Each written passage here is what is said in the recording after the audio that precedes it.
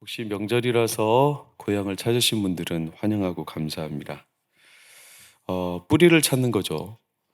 명절, 중국은 춘절, 전 세계적으로 이렇게 고향을 찾는 명절들이 대부분 있어요. 근데 이제 뿌리를 찾는 겁니다. 그 인간의 본성이죠. 개콘에서 한간에 잃어버린 소리를 찾아서 이런 프로그램이 있었거든요. 이제 잃어버린 자기 소리, 뿌리. 그래서 이런 유머러스하게 첫째 놈은 판사요, 둘째 놈은 변호사요, 셋째 놈은 검사요, 넷째 놈은 의사요. 이 소리는 전남 목포에 사시는 김씨 할아버지가 뻥치시는 소리입니다. 이런 프로그램이 어기 어차 여차 어기 어차 기어차. 이 소리는 제주 서귀포에 사시는 할아버지가 기아차를 샀다고 좋아하시는 소리입니다. 왜 사람들이 뿌리를 찾을까요? 저는 한 달간 룻기 말씀을 통해 우리의 뿌리를 찾는 심정으로 말씀을 전할 겁니다. 왜 뿌리를 찾냐면 자기 존재감을 확인하기 위해서입니다. 그러니까 쉽게 말하면 너는 누구냐 도대체? 나는 어디서 시작됐냐? 이게 흔들리면 사람이 살 수 있는 기력이, 의지가 없습니다. 그러니까 연대를 넘어 철학자들이 지금도 사람이 어디서 와서 어디로 가느냐, 이 궁극적인 질문은 사람마다 다 있는데 질문의 방식이 좀 다를 뿐이지. 어떤 사람은 방황하잖아요. 그러니까 자기 뿌리를 찾는 거예요. 어떤 사람은 막 뭔가에 집착하잖아요. 왜냐하면 자기가 거기에 뿌리가 있다고 스스로가 계속 집요하게 붙들어 보는 거예요. 근데 방식만 다를 뿐 다 자기 존재감을 확인하고 싶은 거예요. 입양을 2살, 3살 때 보냈어요. 그 입양 보낸 아이들이 반드시 어떻게 하죠? 자기 부모님을 찾으려고 해요. 아니, 얼굴도 안 본 부모님, 자기를 버린 부모님, 뭐 한다고 그렇게 찾고 싶은 거예요. 근데 살다 보니까 얼굴 한번 생면부지 본 적도 없는 자기 부모님, 근데 그 부모의 존재가 자기에게 우주 같은 거예요. 이게 우리 뼛속에 있어요. 뿌리를 찾고자 하는 본성이. 여러분, 그러니 이 뿌리를 찾는다는 것은 평생 우리가 각고의 노력으로 해가는 삶이라 할 수 있어요. 때로는 내가 잃어버린 고향을 찾는 것도 그런 의미죠. 저희 어머니는 지금은 곽씨지만 원래 어머니의 어머니가 재가를 해서 김씨로 살았어요. 아니, 50년을 김씨로 살았어. 그럼 남은 생일 뭘 다른 게 있다고 김씨로 그냥 사시지. 근데 그걸 지금은 성씨 찾는 게 대단히 쉽고 빠릅니다. 바꿔주는 것도. 저희 아버지가 어머니의 성씨를 찾아주기 위해 8년을 뛰었어요. 그래가지고 찾아드렸어. 그래서 진짜 성씨인 곽씨를 찾았어. 왜? 본인의 뿌리를 찾고 싶은 거예요.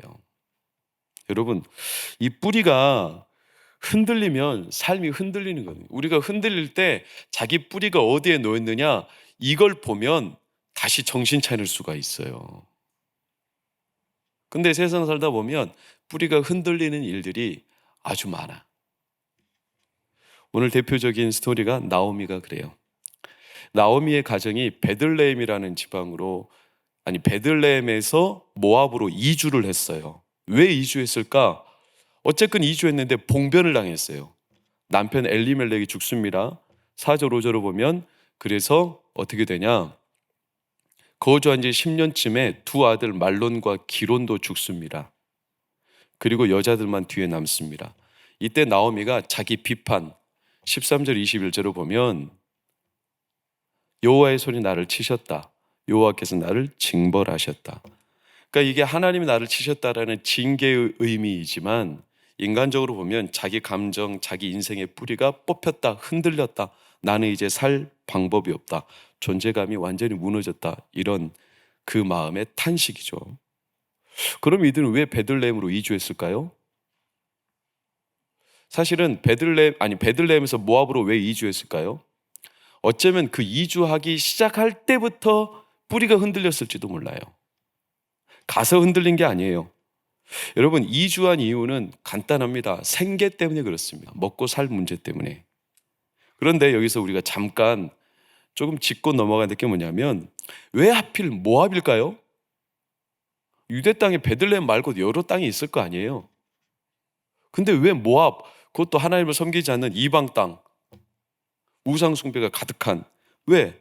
간단하죠. 다른 곳보다 모압이 살기 좋았게 보였으니까. 거기 가면 사람이 살만하다고 생각이 들었으니까. 약간 논리적인 비약일지 모르지만 아브라함과 롯이 헤어질 때 롯이 어디를 선택하죠? 소돔을 선택하죠. 왜? 소돔 땅이 에덴 동산처럼 보였으니까. 그럼 이들이 꼭 이주해야 됐냐? 룻기를 보면 집단적으로 이주한 성향이 안 드러나요. 그러니까 이 나오미 가정만 아니라 많은 가정이 이주했다, 이런 흔적이 없어. 그러니까 이 가정만 이주했다는 거예요. 소수였어. 그럼 왜? 추측한 거죠. 앞으로 더 나빠질 거야. 내가 사는 이 동네가 땅값이 떨어질 거야. 여기가 이제 폐가가 될 거야. 이렇게 추측, 염려, 걱정 먼저 앞서니까 보란듯하게 발빠르게, 세상 말로 따지면 용이 주도하게 그 땅을 떠난 거예요. 근데 여러분, 떠나는 것도 돈이 있어야 떠나지. 이민을 아무나 갑니까? 그러니까 이들은 돈이 있었다는 뜻이에요, 없었다는 뜻이에요? 있었다는 뜻이에요. 아직 재력이 있는 사람들이에요. 근데도 떠났어. 재력이 없어가지고 진짜 죽을 사람들은 떠나지도 못해요. 근데 자꾸 옆에서 부축했지. 누가? 나오미가. 그의 아들 말론, 병든 자 이런 뜻이에요. 기련, 약한 자 이런 뜻이에요. 그러니까 누가 자기 아들들 이름을 손예준인데 손나약, 손병듬 이렇게 짓는 사람이 어디 있어 도대체? 근데 두 아들들이 굉장히 병약했어. 약골이었어. 그러니까 어릴 때부터 이 자녀들이 생존의 문제가 걱정이 됐어. 누가? 엄마가. 항상 자녀들 문제는 주로 누가 걱정하죠? 엄마들이. 그러니까 나오미가 이게 걱정투성인 거예요, 미래가. 얘들 살려야 어떡하나. 그래가지고 나오미가 부추긴 거예요.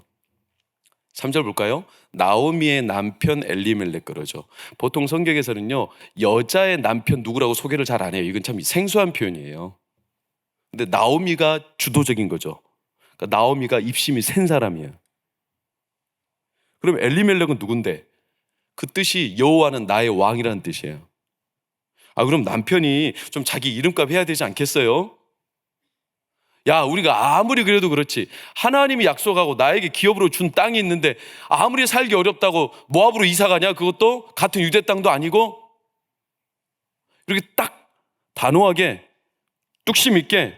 근데 못 이기는 척하고 그래 한번 가지 뭐, 이렇게 그냥 간 거예요. 또 그러다가 이제 남편이 죽은 거예요, 엘리멜렉이. 그러니까 더 두려워졌죠, 나오미가. 그러니까 말론과 기론을 아예 누구에게 장가들어? 그 땅 모압 여자들에게 장가들어. 오르바하고 룻한테. 실수를 하니까 또 실수를 낳고, 잘못된 선택이 또 다른 오류를 낳고. 그랬다가 이제 완전히 10년쯤 지날 때 가정이 폭삭 뭉개진 거예요. 그래서 이제 다시 돌아가려는 마음을 가졌어요. 6절 8절을 보면 나오미가 다시 돌아가려고 해요. 그때 두 며느리도 유다 땅으로 돌아간대. 그랬더니 8절에 나오미가 만류해, 가지 마, 너희들은 가봤자 살 길 없어. 너희 어머니 즉 모압 땅으로 돌아가. 마지막 빨간색 시작. 하나님이 너희를 선대하시기를 내가 축복한다. 이게 참 이상한 말입니다. 너희를 선대하기를 원한다. 선대가 뭔가요? 이게 우리가 흔히 잘 아는 헤세드, 인자 이런 뜻이에요. 하나님 너희를 인자하게, 헤세드, 자비를 베푸시기를 원한다. 그러면서 어디로 떠나라? 모압 땅으로 떠나라. 결국 신앙을 떠나라는 거예요. 아니, 모압 땅 가면 여호와 섬기는 사람이 있어요? 모압 땅 가면 교회가 있어요? 모압 땅 가면 하나님을 섬길 만한 제단들이 있어요? 없잖아. 결국 첫째 며느리 오브라는 떠납니다. 그때 나오미가 뭐라고 15절에 표현합니까? 보세요, 15절. 그의 뭐에게로 돌아갔다? 신들에게로 돌아간 거잖아요. 그러니까 룻 너도 동서를 따라 돌아가라는 거예요. 이게 앞뒤가 안 맞잖아. 하나님이 너를 선대하기를 원한다. 너에게 자비를 베풀기를 원한다. 그래 놓고서는 이방 신으로 섬기러 가라는 거예요.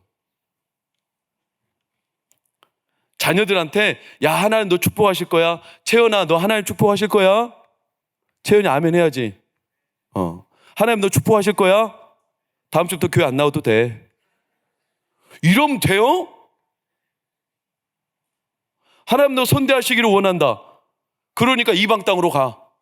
이게 뭔 말도 안 되는. 딱 지난주 미가 집 똑같지 않아요? 미가 어머니가 미가한테 내가 너를 위하여 하나님께 복받기를 위하여 뭐를 만들어? 신상을 만들어. 그러니까 이 뿌리가 얼마나 약한지 나오미가 확신이 없어. 태도가 항상 애매해. 왜 그러냐? 1절을 보면 중요한 구절입니다. 빨간색 시작. 사사들이 치리하던 때라서 그래요. 룻기지만 여전히 사사기 속에 있는 스토리예요. 그러면 사사기가 뭔데? 지난주 기억나세요? 미가의 집 기억나시죠? 기억 안 나도 대충 눈대중이라도 기억난다고 좀 표정이라도 지어봐요. 그래야 상호간에 편해. 기억나시죠? 미가의 집이 뭐예요? 사사시대가 뭐예요? 자기 소견에 오른 대로. 왜? 하나님 왕이 없으므로. 그러니까 무게중심이 없으니까 미가의 집에서 그냥 대충 제사장 세우다가 신상 만들어다가 신당 세우고 이게 하나님을 위하는 거래. 그러다가 레위인 만나니까 한 가정의 제사장으로 삼아버리고 레위인은 또 그게 좋다고 용돈 받고 고용돼가지고 그 집만을 위해서 제사를 드리고 이런 말도 안 되는 사사시대. 그러니까 그 시대 자체가 영적인 뿌리가 없었다는 거예요. 아니 레위인 그 당시 가장 뿌리를 단단하게 내려야 되는 목회자 가정 레위인조차도 그랬으면 성도들 가정은 더하지 않겠어요? 꼭 그러진 않겠지만 이게 진짜 문제죠.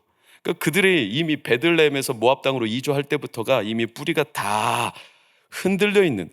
그러니까 이주 자체가 잘못이 아니에요. 베들레헴에서 모압으로 이주 자체가 잘못이 아니라 그것을 선택하고 결정하는 과정에서 하나도 하나님의 뜻과 믿음으로 행동하는 선택의 기준이 없어요. 이사를 가는데 항상 자기 자녀들 학군을 위해서 가. 이사를 가는데 그냥 세상에 땅값이 올라니까 가.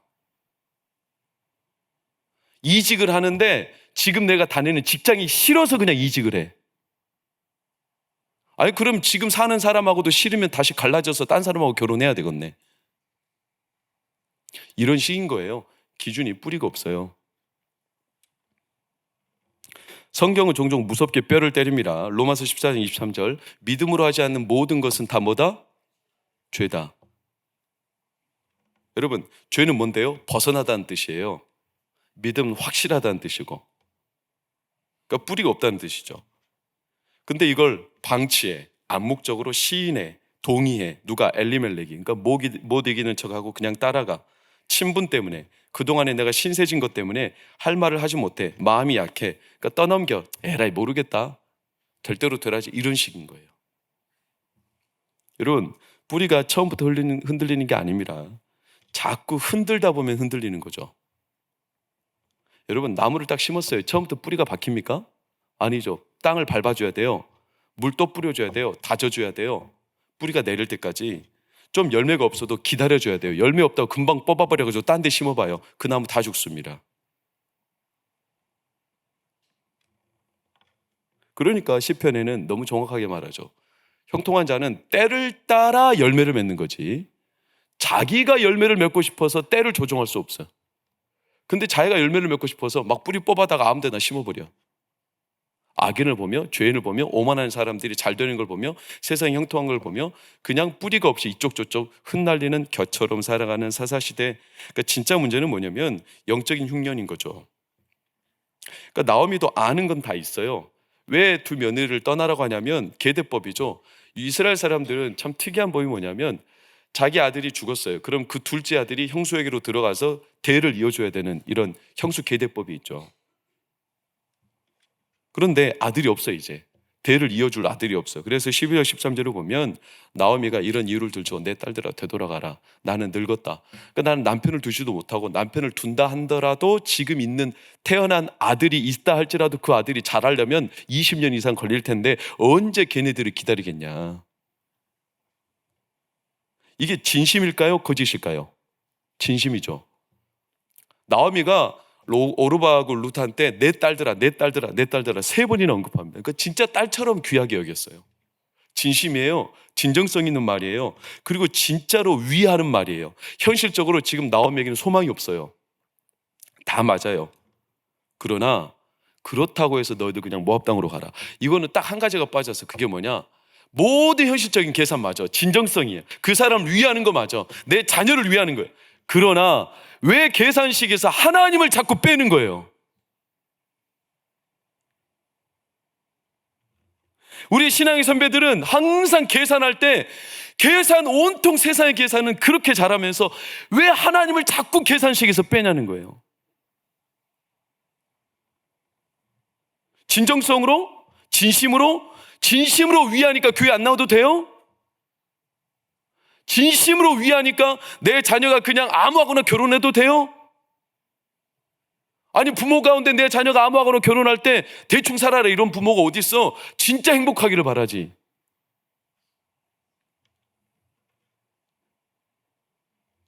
진심으로 위하니까 떠나라.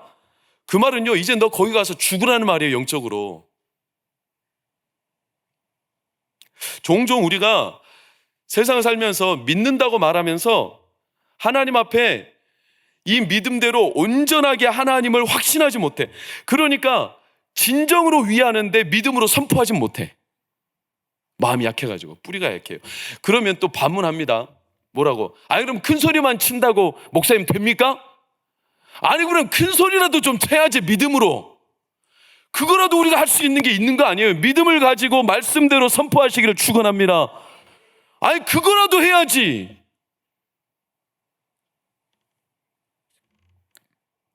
여러분, 왜 이렇게 흔들릴까요? 믿음의 뿌리가 말라서 그래요. 영적인 뿌리가. 여러분, 죽은 자의 하나님, 나오미는 자기는 죽었다는 거예요. 근데 한 가지는 몰라. 산 자의 하나님인 걸 몰라. 로마서 10장 8절 9절을 보세요. 예수님은 우리가 살아도 주를 위하여 살고 죽어도 주를 위하여 죽습니다. 사나 죽으나 우리가 주의 것이로다. 그러니 그리스도께서 죽었다가 다시 살아나셨으니, 그 다음 빨간색 시작. 할렐루야.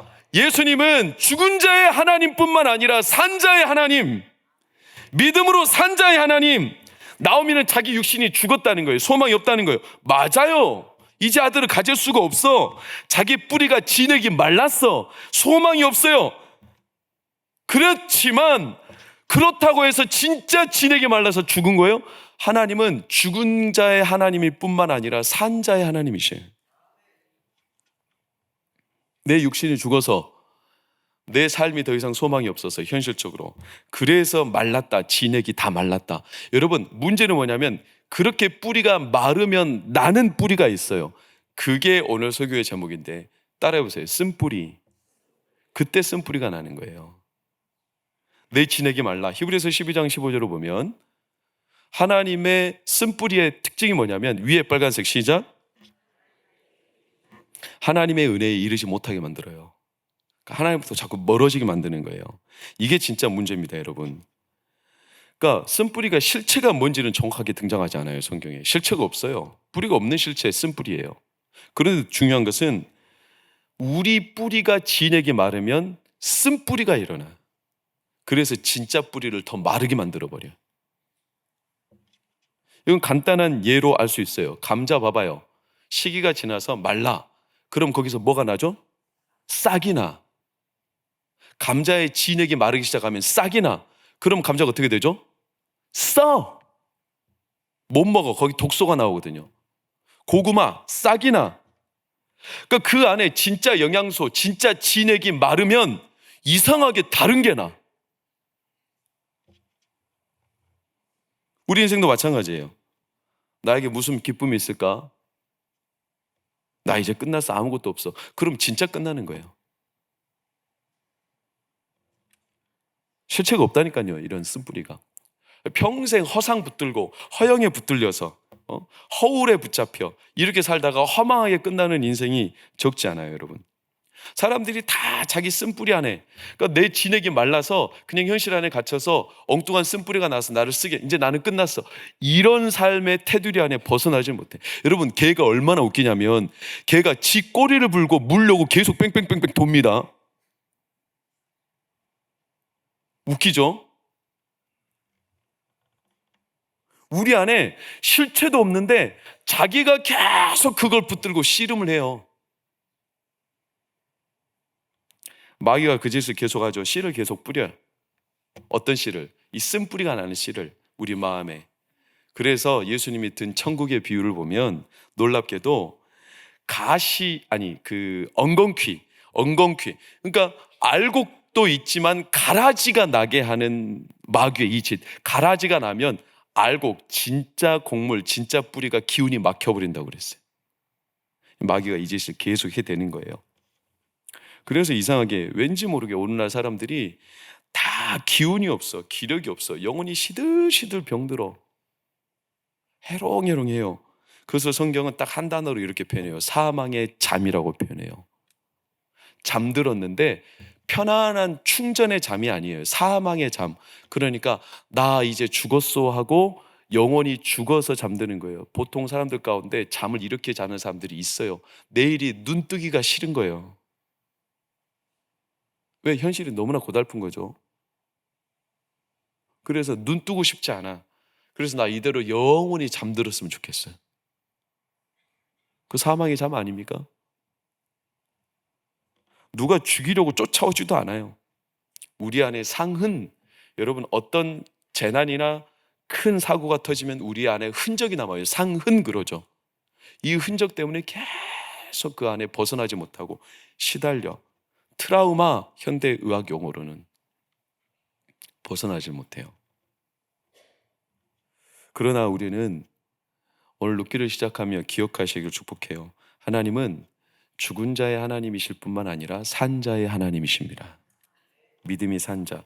사라가 끊어졌어요. 자기 진액에 말라서 더 이상 아이를 낳을 수가 없다. 내가 죽은 자와 같다 이랬지만, 그래서 사라가 내게 무슨 기쁨이 있으리요 이렇게 말했지만, 하나님은 그 사라의 몸에서 하나님의 생명을 시작하셨어요.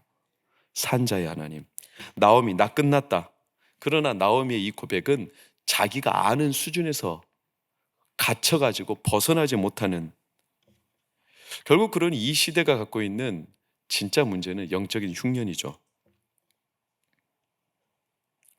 하나님에 대한 진짜 진액이 없는 거죠. 육은 죽지만 로마서는 말해요. 육은 죽이는 것이요 영은 살리는 것이니. 아브라함이 흉년 때 그냥 흉년 보고 저기 아래 남부지방으로 도망가 버려. 그래가지고 화를 당해. 이삭도 흉년 때 아버지처럼 똑같이 행동해. 흉년이 와도 사람들이 하나님 앞에 그 믿음이 현실 따라 그냥 움직이는 이들이 있어요. 근데 요셉은 흉년이 왔지만 하나님의 영에 충만하여 흉년을 요셉의 창고를 털어 하나님께서 이기게 하셨어요.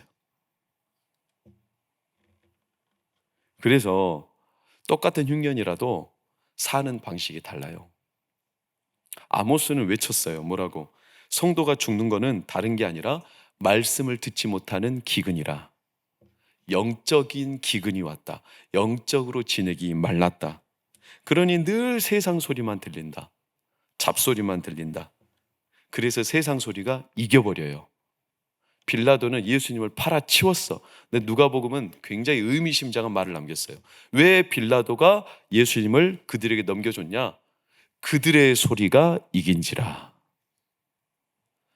예수님 십자가에 못 박자 이렇게 외치며 빌라도의 정권, 현실적인 안위를 흔들 수 있는 이 백성들의 소리 때문에 빌라도가 겁을 먹고, 그 전날 밤 빌라도의 아내는 부디 저 사람에게 해를 행하지 마세요.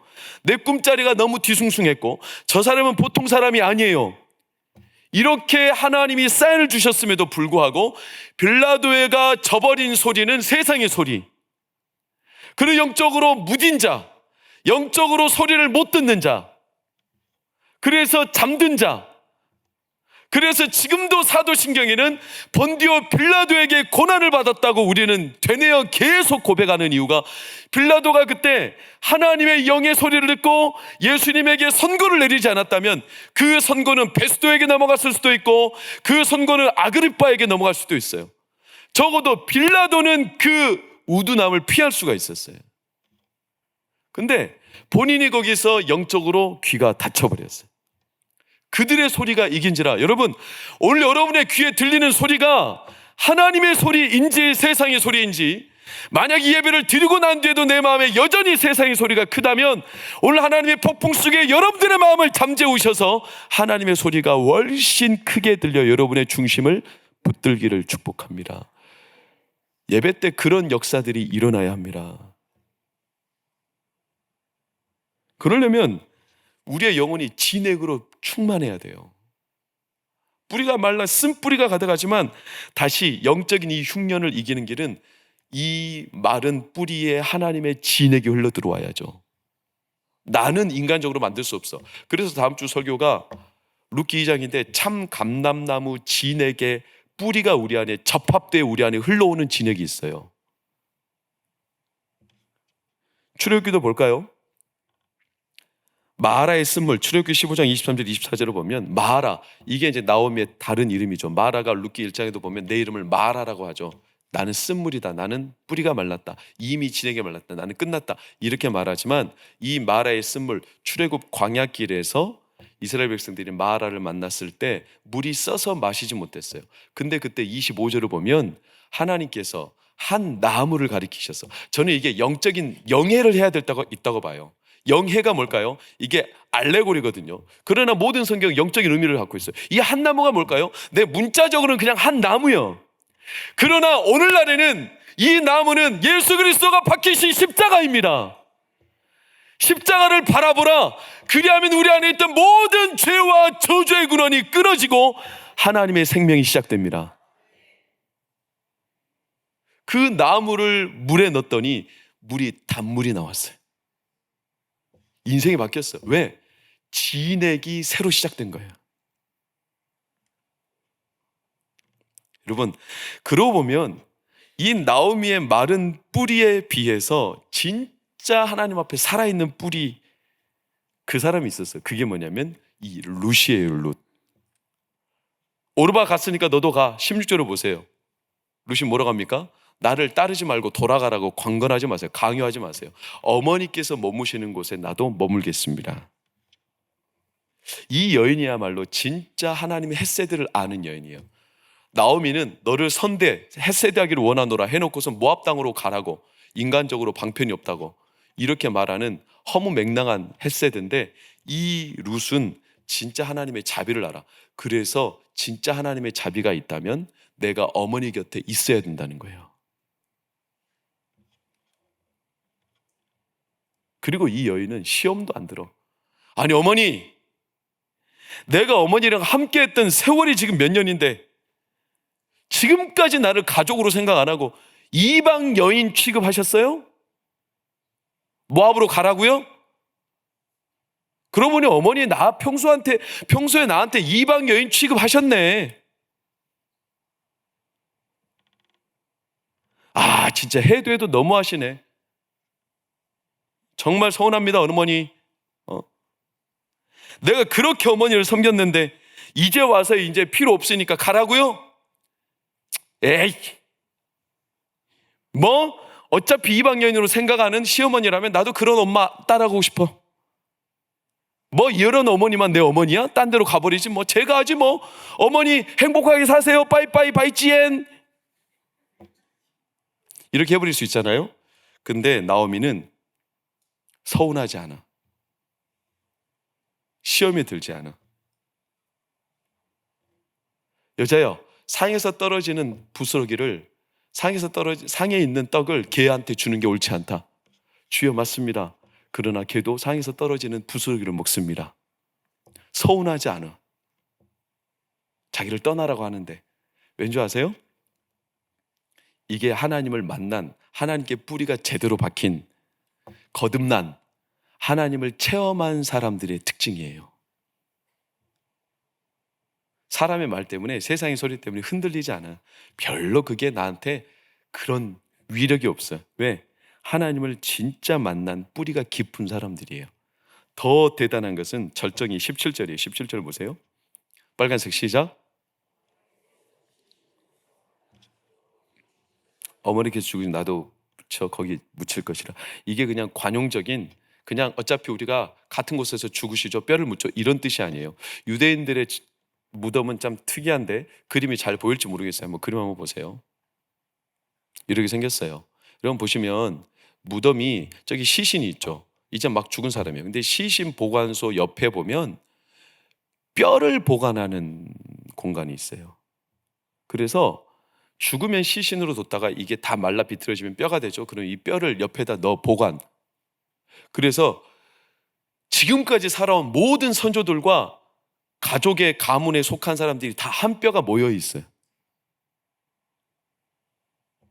그래서 성경에 보면 죽는다라는 표현을 뭐라고 표현할 때가 있냐면 열조에게로 돌아갔더라.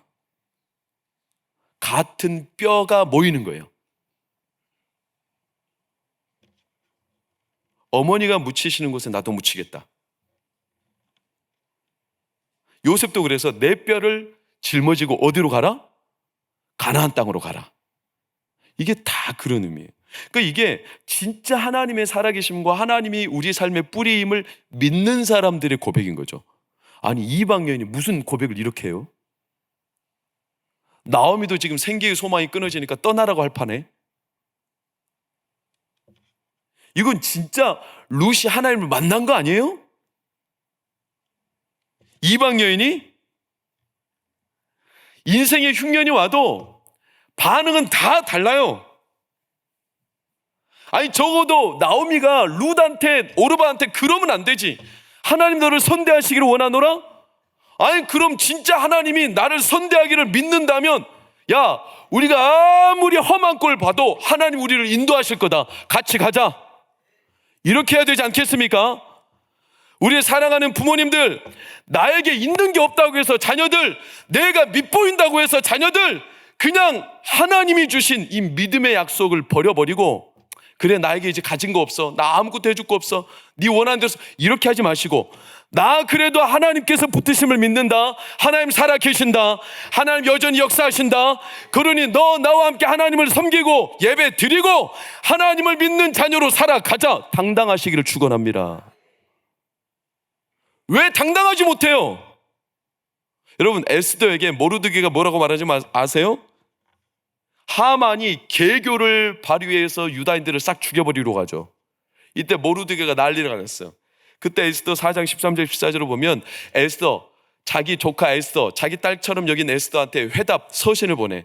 그러면서 에스더한테 뭔가 해보라는 거예요. 근데 에스더가 지금은 안 된다는 거예요. 왜? 나는 아수에로 왕 앞에 나간 지 한 달이 지났다는 거예요. 지금 나가면 나는 죽는 게 뻔하다는 거예요. 삼촌 안 돼요. 그랬더니 모르드게가 위에 빨간색, 모든 유대인 중에 홀로 목숨을 건지리라 생각하지 말라. 너 이때를 그냥 지나가면 너 혼자 살겠다고 생각하지 마. 네가 만일 잠잠하면 말이 없으면 유다인들은 다른 데로, 어차피 너가 조용해도 유다인들은 딴 데로 하나님이 구원하신다.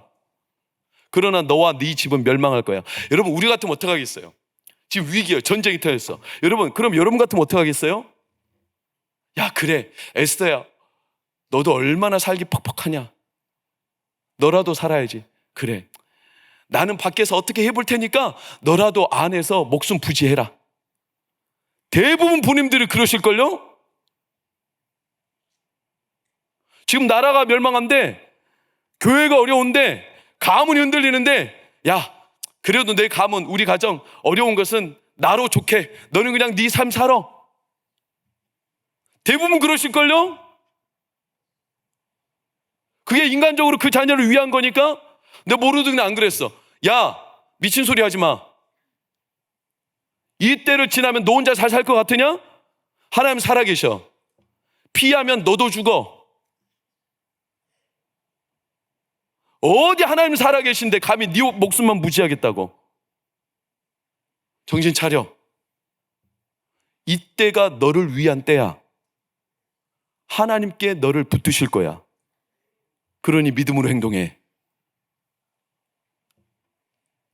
이 모르드게의 확신 때문에 에스더도 살고 그 나라가 사신 거 아십니까? 이런 사람이 있으면 얼마나 마음이 든든해. 이런 룩 같은 이런 한 사람은 있으면 팍팍하지 않아요. 여러분, 목포에 1996년에 엄청난 사건이 있는 거 아세요? 조호연이라고 사진 보면 이 사람이거든요. 유명한 사건인데 아시죠? 이 사람이 중소기업, 제법 많은 직원을 거둔 중소기업. 그래서 어느 날 회식을 갔어. 근데 회식 갔다가 술자리에 이제 술을 먹었는데 거기가 목포의 유명한 깡패 집단이 운영하는 술집이에요. 근데 술값이 자기들이 먹은 건 한 20만 원어치 되는데 술값이 200만 원 나왔네. 따졌어. 그랬더니 깡패 두목이 오더니 집에 나오라고. 그랬더니 깡패 두목이 오더니 얘를 죽으라고 패버렸어. 잔말하고 떠나. 그래가지고 온갖 부하 직원들 앞에 모욕이란 모욕을 싹 줘버렸어.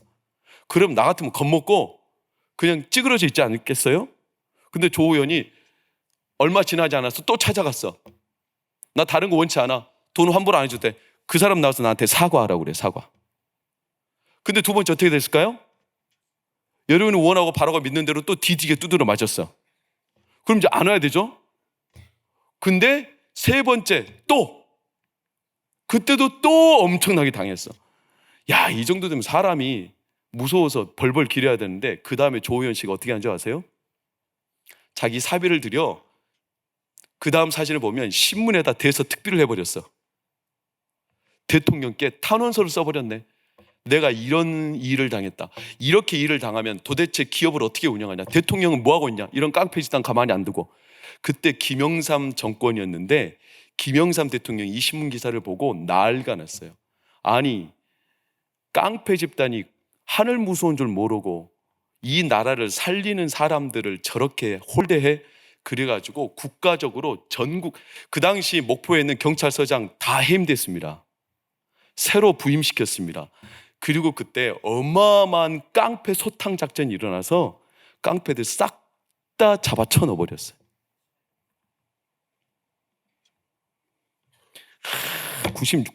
96년이면 제가 딱 그때 목포에 있던 시절인데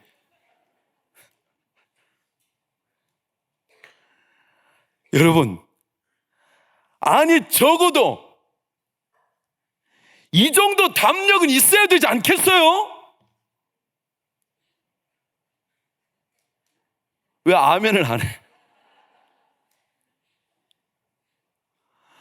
아니, 대통령한테 탄원서를 올릴 정도의 담력이 있다면, 아니 우리 하나님은 대통령보다 몇십 배, 몇백 배, 몇천 배, 몇만 배 높으신 분인데 시퍼렇게 살아계신 하나님 앞에 두고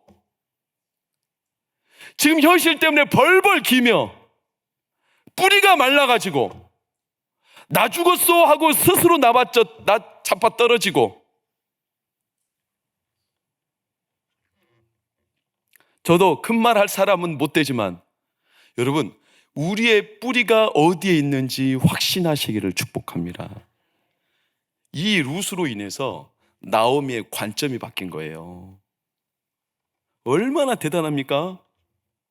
그러니까 나오미가 룻 앞에 부끄러워. 왜? 아니 자기는 어렵다고 고향 땅 떠나버리고 하나님이 선대한다면서 너희들 모압 땅으로 돌아가, 이렇게 뿌리 없이 행동하는데 룻은 확실해. 나는 어머니를 떠나지 않겠으며 나는 죽어도 어머니 고향 땅에 같이 묻히겠으며, 이게 하나님에 대한 믿음이 나오미보다 룻이 더 뚜렷해. 그러니까 부끄러워. 그래서 나오미가 정신 바짝 차리게 된 거예요. 이 한 여인으로 인해서. 그래서 돌아가요 같이. 19절 보세요. 베들레헴 여자들이 수근수근합니다. 저 남편 잡아먹고 아들 다 잡아먹은 여자 돌아왔네. 이 떠들며 이렇게 뒤에서 뒷담했다는 거예요. 그런데도 나오미는 이게 두려워서 여인들을 안 데려오려고 했어요. 자기 며느리가 이방 여자라면 얼마나 욕짓거리 듣겠어요. 여러분, 내 아들이 밖에 나가서 창기랑 결혼해가지고 고향으로 돌아오는 거 여러분 기뻐하시겠어요? 근데 그 여인이랑 돌아와. 왜? 자기의 부끄러운 현실을 다 인정하는 거예요. 나오미가 드디어. 왜? 자기는 진짜 부끄러운 게 내 신세가 아니라 하나님이 내 뿌리인 것을 모르고 떠나고 흔들리고 이 뿌리를 부정하고 몰랐던 세월. 그리고 21절, 인정하죠. 내가 비어서 돌아온 거 맞다. 근데 이게 하나님이 나오미를 회복하는 시점이 됩니다. 성경이 말하고 싶은 건 뭐냐? 22절을 보세요. 빨간색 시작. 모압 여인 룻과 함께 돌아왔는데, 나오미가 돌아왔는데 성경의 포인트는 모압 여인 룻이 돌아왔다는 거예요. 참 하나님은 대단해. 이 모압 여인 룻이 하나님께로 돌아오는 이 한 가지 역사를 위해서 나오미의 가정을 통해 하나님은 일하고 계셔요. 한 영혼이 주께로 돌아오는 게 이렇게 하나님께는 귀해. 그 뿌리를 하나님이 붙들고 계시는 거예요. 여러분, 성경의 역사 자체가 우리의 뿌리를 찾는 역사 아닙니까? 출애굽 포로 430년. 그런데도 그 뿌리가 흔들렸던 노예 생활, 한 세대만 지나도 노예로 평생 살아야 되는 이스라엘 백성이 한 세대는커녕 10세대가 지나도록 무섭게 430년 세월이 지나도 이들이 뿌리가 흔들리지 않는 이유는 자기들의 뿌리를 기억해서가 아니라, 놀라운 것은 하나님이 그들을 기억하고 계세요. 우리가 세상을 살면 우리의 뿌리가 흔들리는 이들이 너무나 많아요. 가정이, 세상에 잡소리가 너무나 많아요. 소리가 계속 들려요. 자기 속에 뿌리 없는 실체의 소리가 얼마나 많이 들리지 몰라요. 저도요, 요즘에 뿌리 없는 소리가 너무 많이 들려요. 병실에 있으면 주변에 온갖 병자들의 소리밖에 안 들려요. 제 아내도 눈을 뜰 때마다 수술에 후유증이 있는지 계속 우는 소리가 들려요. 그럼 제가 그 안에 딱 매몰될 때가 많아요. 얼마나 잡소리가 많습니까? 그게 내가 죄가 있든 없든 간에 내 안에 들려오는 이 수많은 소리, 그렇게 비어 내 삶이 비참하게 돌아왔는데도 불구하고 기억하세요. 하나님이 우리를 잊지 않으신다는 거예요. 우리를 돌아오게 하신다는 거예요. 여러분, 히브리서 그래서 12장 13절에서 15절을 보면 무릇 징계가 당시에는 즐거워 보지 않아. 내가 지금 끝난 것 같아. 그런데 왜 이 징계가 나오미가 겪었던 하나님 나를 차셨다, 하나님 나를 버리셨다, 이렇게 느끼는 너무나 쓴 뿌리 징계가 있었을지라도 하나님 왜 이렇게 하시냐? 15절을 보면 너희는 하나님의 은혜에 이르지 못하는 자가 되지 않도록. 우리의 영혼이 세상을 살 때 뿌리가 흔들리는 일들이 앞으로 숱하게 있을 테니까. 누가복음 3장 9절을 보면 도끼가 이미 뿌리에 놓였다고 그랬어요. 우리 삶에 우리 뿌리를 해치는 일들이 너무나 많아. 그렇기 때문에 오늘도 하나님은 영혼의 추수를 주께로 이끄시기 위해서 때로는 과감하게 우리의 뿌리를 흔들어 주께로 돌아오게 하는 일들이 있어요. 그러나 염려하지 마세요. 하나님 우리를 잊지 않으세요. 시편 32편 4절 6절을 보세요. 다윗의 시예요. 내 진액이 빠져서 나는 말랐다. 다윗도 똑같아. 그러나 그 진액이 말랐던 가뭄의 시기가 주를 만나는 기회라는 거였어요.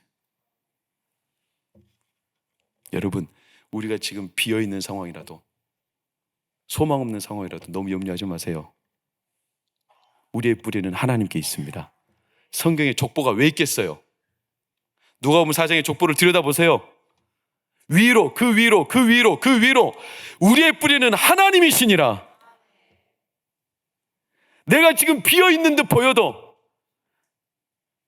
오히려 예수님은 자기를 비어 종의 형태를 가지고 이 땅에 오셨어요. 그렇게 비어있는 형태를 가지고 왔어도 예수님은 부끄러워하지 않았어요. 왜냐? 자기가 비어 종의 형태로 이 땅에 왔어도 하나님이 그를 존귀하게 높여 하나님의 영광스러운 아들로 회복하셨습니다. 예수님과 함께 우리는 하나님의 양아들 되었습니다. 그러니 흔들릴 이유가 없어요. 돌아오게 하십니다. 오늘 22절 마지막 이 말씀을 볼까요? 나오미가 모압 지방에서 그의 며느리 모압 여인 룻과 함께 돌아왔는데, 시작.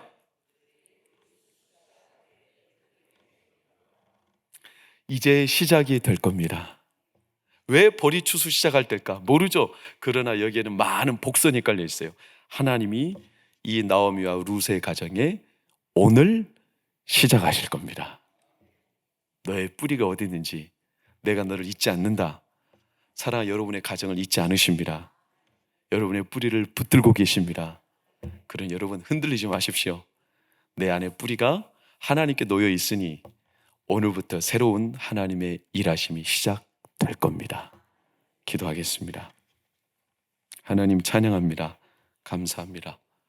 우리의 뿌리가 어디 있는지 때로 세상에 수많은 뿌리를 흔들고 뽑아내는 일들이 덜어 있지만 나오미는 그 룻을 통해 얼마나 자기의 부끄러운 지난날의 과오를, 뿌리 없이 흔들리던 자기의 모습을 그대로, 이제 내가 비어 돌아왔다. 그러나 비어 돌아왔음에도 오히려 그것이 하나님의 회복하시는 역사의 시작입니다.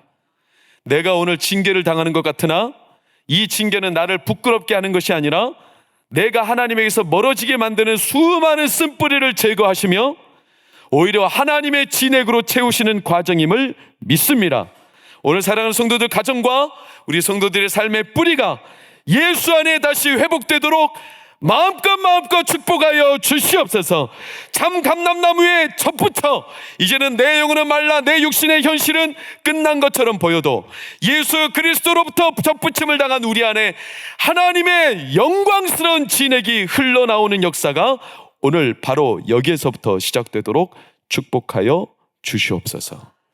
이제는 우리 주 예수 그리스도의 은혜와 하나님의 크신 사랑과 성령의 감화감동 교통위로 평안 인도하심이 오늘 우리의 삶을 부르시고 새로 시작하실 하나님, 우리의 세상에서 흔들렸던 뿌리가 오히려 하나님 앞에 여전히 기억되고 붙어 있음을 알게 하시려고 오늘 우리의 삶에 징계와 같은 현실이 보여도 이것이 나를 비어 돌아오게 하시지만 하나님은 나를 새롭게 시작하신 영광스러운 출발점임을 믿고 담대하게 주를 바라보며 살기로 소망하는 우리 모든 성도들, 그들의 가정, 자녀들의 미래 가운데 영원히 함께 하시기를 간절히 축원하옵나이다.